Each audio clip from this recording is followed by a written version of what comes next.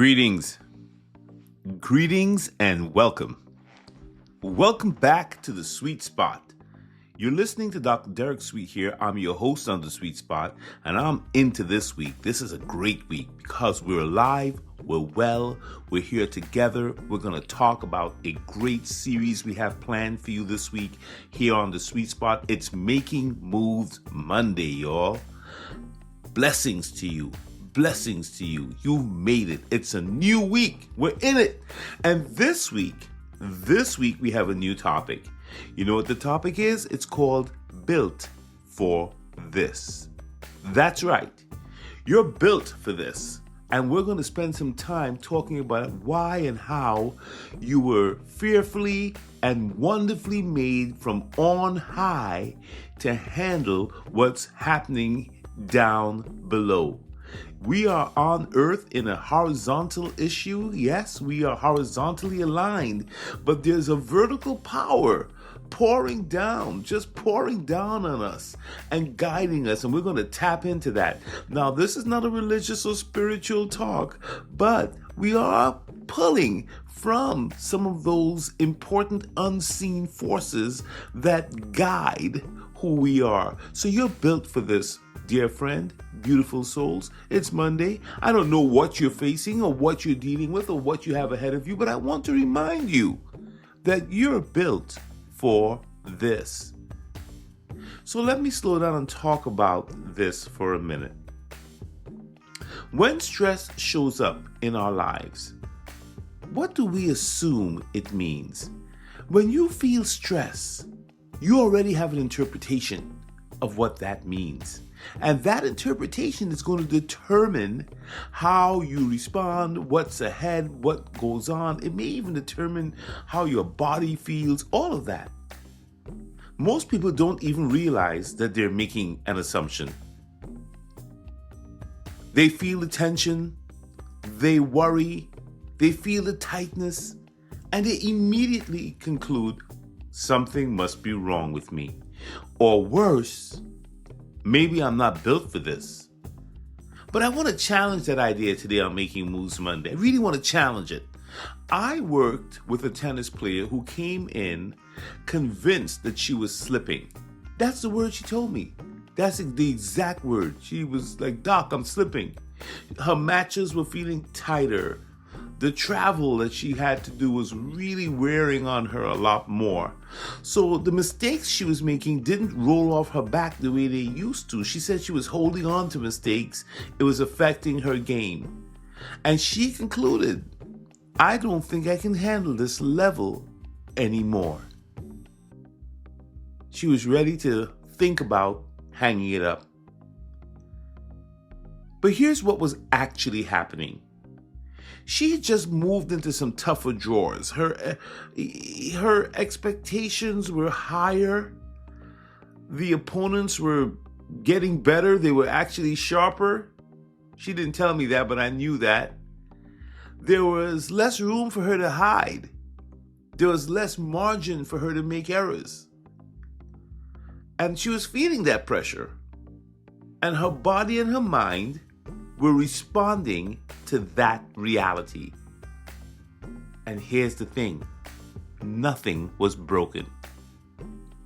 Her system was just reacting to the increased demand that she was facing. So once we sorted it out, the work wasn't about getting rid of the stress. That's not it. It was about learning how to work with the stress she was facing. The first thing was that we adjusted her travel schedule. We cleaned up her recovery, secondly, and then we tightened her pre-match routine needed some adjustment. Simple things around her needed to be adjusted. I had to help her understand which nerves mattered and which ones she could let go. Sometimes we focus on everything as a stress when maybe only one or two things should be stressing us. And you know what happened with this tennis player over time? She didn't just feel calmer. She felt steadier, more grounded, more herself again over time. And I'm sharing that with you because it's important. It's important because stress often shows up before we can grow enough to match the stress. It just sort of comes at us. It shows up before growth can catch up with it. So here's the first thing I want us to take from this today. Why did I share that story? Because she interpreted the stress that she was feeling as doomsday. Oh my God, this is the end of the world. Oh my God, I must be slipping. I'm getting older. I'm not good enough. Oh my God, everybody else is looking at me like I'm not good enough. So she had a doomsday interpretation of the stress she was taking in. The stress never said doom. She just interpreted it as doom. But what stress really is, for all of us, is data. It's not doom. Stress is data, not doom. And here's what I mean when I say that. Stress is information. It's your system saying, hey, pay attention to this. Something important's going on here. That's all stress is trying to tell us. It's just signaling something to us. If we take a high view of it, it does not automatically mean danger, which is what we've been conditioned to respond. It does not automatically mean you're failing because you're feeling it. It usually means that the stakes have gone up, things are really heating up, and the stakes are high. And the risk is to interpret that as something is wrong. So instead of asking what we do in coaching, right, with athletes, with high-level performers, stage performers, students as well, we ask you to sort of change your questioning. Instead of asking what's wrong with me, try asking something simpler and more human. Like, what's the stress? What's this stress trying to tell me right now? What is this stress trying to show me right now? What is the signal here? Believe me, dear friend, that question alone will change the tone of the conversation you're having with yourself. And we're always in a conversation with ourselves, right? We're always like talking to ourselves. What I'm asking you to do is just change the question. Because if you change the question from what's wrong with me to what is the stress trying to tell me, it literally changes and opens up pathways for you that might not be available. You're answering a different kind of question. And that changes the reality. You know, the author James Clear, Atomic Habits, that book, it's a great book. He said that every action you take is a vote for the type of person you wish to become. Every action you take is a vote for the type of person you wish to become. Great line in that book, right? So here's why that matters for us on Making Moves Monday here on The Sweet Spot. Stressful moments are often the moments when that vote really counts, right? That whatever action we're going to take really counts. You don't become stronger on the easy days. You become stronger in the moments where you could pull away, run away, you can zone out, spaz out, you can numb out, you can quit. But you didn't. You didn't quit. You didn't spaz. Instead, you stayed present and you made your move. Anyway, that's what Making Moves Monday is really about. Not about anything dramatic, not about fixing every single thing that comes right away, but choosing how you respond when the pressure and the stress show up. That's it. That single choice. Changing the question, understanding the signal, seeing what's coming, and then making a decision. And you know, here on The Sweet Spot, we are about science, soul, and success. So I'm going to drop some ancient wisdom on you right now. It'll be quick. In the Ancient Wisdom Message Bible, all right, KJV people, don't get mad. Ancient Wisdom has been pointing to this idea of what you can get if you hang in there with your stress and your pressure. They've been doing this forever. Love the ancient wisdom. Romans, the book of Romans, I think it's Romans 5, it says, look, suffering produces perseverance, and perseverance, character, and hope come out of suffering. Now, here's the thing. The point I'm making is not that suffering is good, because I don't know about you, but I don't like to suffer. It's not my thing. The point that I think they're making in the ancient wisdom that we can distill for us today is that pressure forms something inside of us when we don't run from it. It can shape us. It can reveal something that's in us that's valuable. We can become stronger. It says here that character is developed from the suffering and the pressure, and really perseverance, right, is coming out of the suffering. If you look at the ancient wisdom, it says it produces perseverance from the stress when we don't give up. And that helps our character. And from that, our hope comes because we see the strength. And that's the point, that you're growing and I'm growing stronger from the pressure if we allow it to shape us and we don't run from it and our character changes. Very simple, but very effective, because we need to take control of things now and not just let stress have us running all crazy and stressed out without any plan. This is clear what we have to do. Read the signal, change the question, determine what it's trying to tell us. Understand that I'm growing in the middle of whatever is happening here. I'm stronger and I'm built to handle it. Here's a simple check you can do today. Let's not overthink this. Let's not even overthink it. Ask yourself these questions to know that you're built for it. Number one, am I still showing up even in the messy situation? Am I still showing up? Number two, am I still trying to learn something here? Am I still open to learning how I could be better? Am I growing in that, whatever I'm dealing with?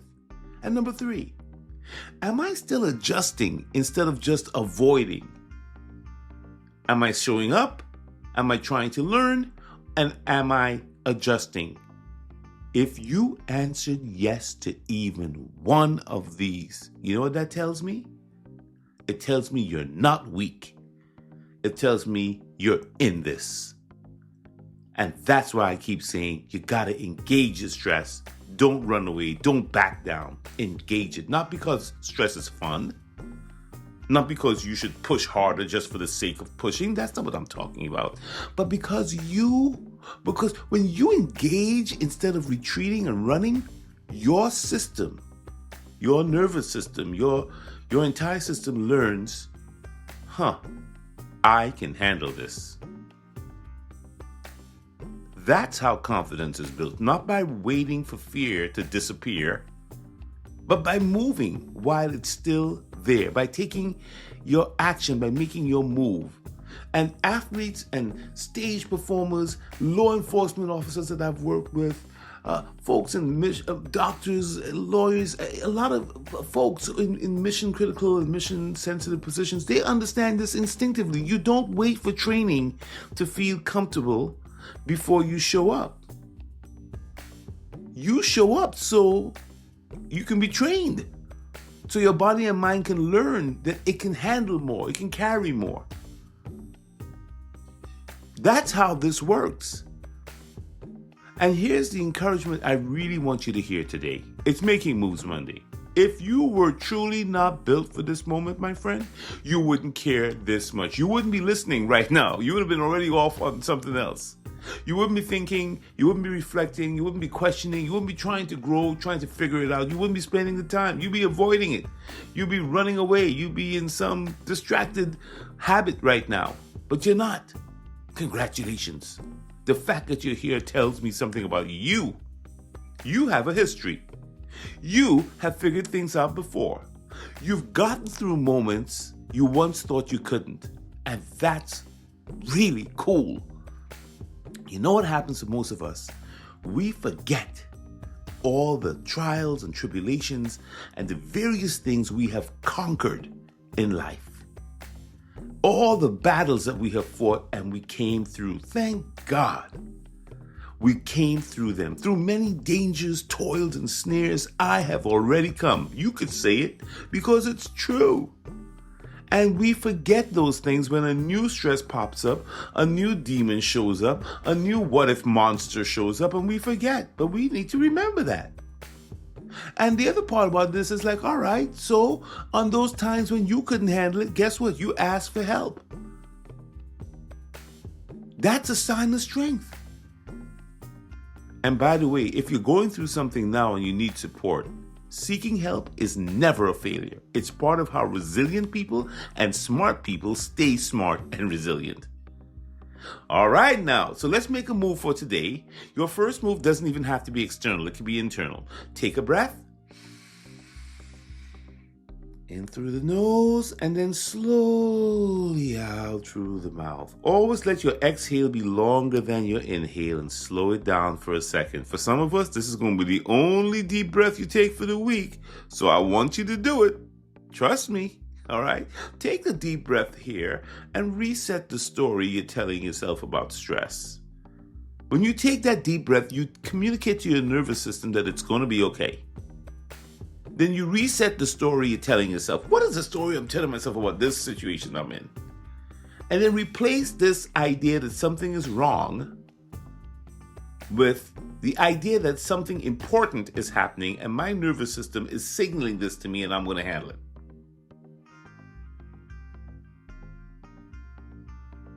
Then take one small step toward whatever it is you've been pulling away from, whatever it is that you're dealing with, whatever you're confronting, not to conquer it, just to stay in the game with it. Sometimes you have to embrace it. You have to grapple with it. I work with a lot of wrestlers, and they talk about grappling and embracing and holding on and wrestling with things. You're stronger than you think. You're more capable than you feel. And you're more prepared than your fear wants you to believe. You're stronger than you think, more capable than you feel, and more prepared than your fear wants you to believe, my friend. Let that message settle in. And let's start this week grounded, steady, moving forward together. I believe in you. You're built for this. We're built for this. Bring it. Let's go. All right, now, it's Making Moves Monday here on The Sweet Spot. You're listening to Dr. Derek Sweet. Stay amazing. Please subscribe. This is completely free. There's no hidden charge here. Okay? And if you know a friend who could use this message, who might be motivated just by hearing the idea that they can do this, that they're built for this, send it to them. I'll see you tomorrow. We're going to be diving into Take Action Tuesday. Take care.